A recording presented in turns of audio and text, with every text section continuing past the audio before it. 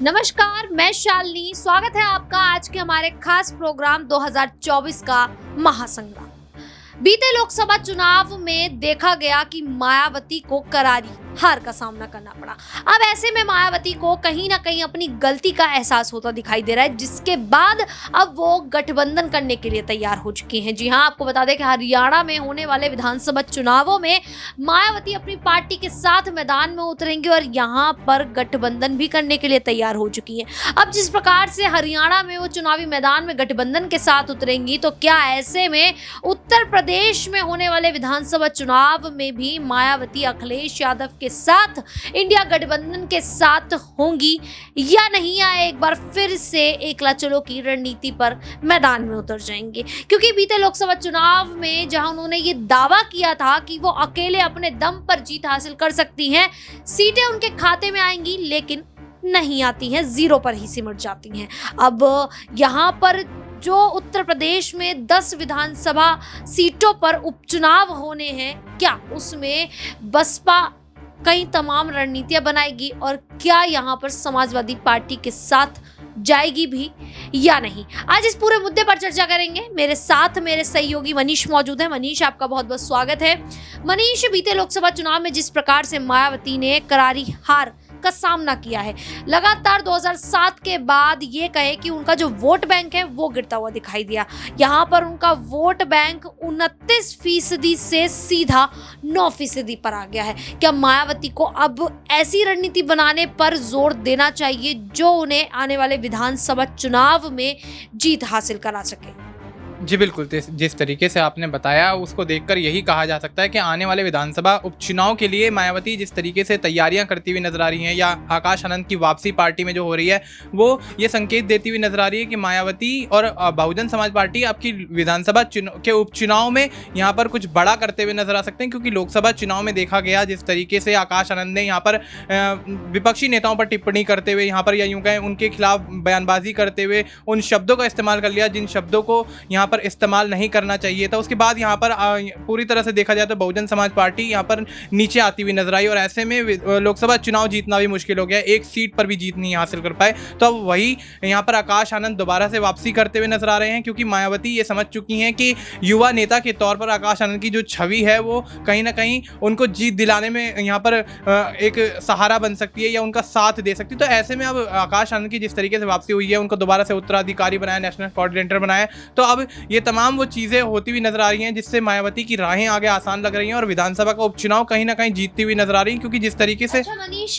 मैं रोकना चाहूंगी आपको। मायावती ने लोकसभा चुनाव प्रचार के दौरान आकाश आनंद को ये बोलकर हटा दिया था कि वो अभी परिपक्व नहीं है राजनीति में आने के लिए। अब क्या 2 महीने के बाद वो परिपक्व हो गए हैं? क्या 2 महीने के बाद वो राजनीति में आने के लिए तैयार हो गए हैं? क्योंकि उस समय ये सवाल खड़े किए जा रहे थे मायावती पर कि मायावती भारतीय जनता पार्टी की बी टीम का काम कर रही हैं। उस समय मायावती ने इस तरीके के निर्णय भी लिए जो कहीं ना कहीं उन पर सवाल दाग देते हैं कि क्या सच में मायावती भारतीय जनता पार्टी के लिए कार्य कर रही थी, क्या बी टीम के रूप में काम कर रही थी? क्योंकि आकाश आनंद को वो हटा देती हैं ये बोलकर कि वो परिपक्व नहीं है, लेकिन 2 महीने बाद ही आकाश आनंद की फिर से वापसी कर देती हैं, दोनों पदों पर उन्हें फिर से बहाल कर देती हैं। तो ये तमाम जो चीजें हैं जिससे ये जाहिर हो जाता है कि कहीं ना कहीं कुछ तो गड़बड़ है। क्या जो कयास लगाए जा रहे थे कि भारतीय जनता पार्टी के समर्थन में काम कर रही थी मायावती, क्या सच में ऐसा हो सकता है? जी बिल्कुल, ऐसा तो नहीं कहा जा सकता कि समर्थन में यहाँ पर काम करती हुई नजर आई मायावती, क्योंकि जिस तरीके से यहाँ पर करारी हार का सामना करना पड़ा है उसके अगर वो समर्थन ही करती हुई नजर आती भारतीय जनता पार्टी का या बी टीम ही होती भारतीय जनता पार्टी की, तो वाकई यहाँ पर कुछ सीटें निकालने में कामयाब हो पाती। और ऐसे में अगर आपने आकाश आनंद के परिपक्व होने की जो बात कही है उस पर मैं आपको बताना चाहूँगा कि यहाँ पर लोकसभा चुनाव में जो भी बयानबाजी आकाश आनंद ने करी है, उसके बाद तमाम विपक्षी दलों ने जो यहाँ पर मायावती को या बहुजन समाज पार्टी को घेरना शुरू करा है, उसके बाद मायावती यहाँ पर निर्णय लेने में थोड़ा सा यहाँ पर हड़बड़ाहट में यहाँ पर उन्होंने निर्णय लिया और उस हड़बड़ाहट में लिए गए निर्णय ने कहीं ना कहीं यहाँ पर मायावती पर और बहुजन समाज पार्टी पर सवालिया निशान खड़े कर दिए। तो ऐसे में अब देखा जाता है उस टाइम पे कहीं ना कहीं देखा गया है कि 2 गुटों में पार्टी बढ़ती हुई नजर आई। एक गुट जो था वो मायावती का सपोर्ट करता हुआ नजर आया और दूसरा गुट जो था वो आकाश आनंद के समर्थन में बातचीत करता हुआ नजर आया। तो ऐसे में अब मायावती को ये पूरा यहाँ पर विश्वास हो गया है कि आकाश आनंद का पार्टी में रहना बहुत जरूरी है। वो परिपक्व वाली जो बात थी वो शायद उन्होंने गलती से कह दिया और ऐसे में उनकी ये बात जो कहीं ना कहीं उनको भी यहाँ पर अब खलती होगी, इसलिए शायद उन्होंने दोबारा से वापसी करवाई है आकाश आनंद की। और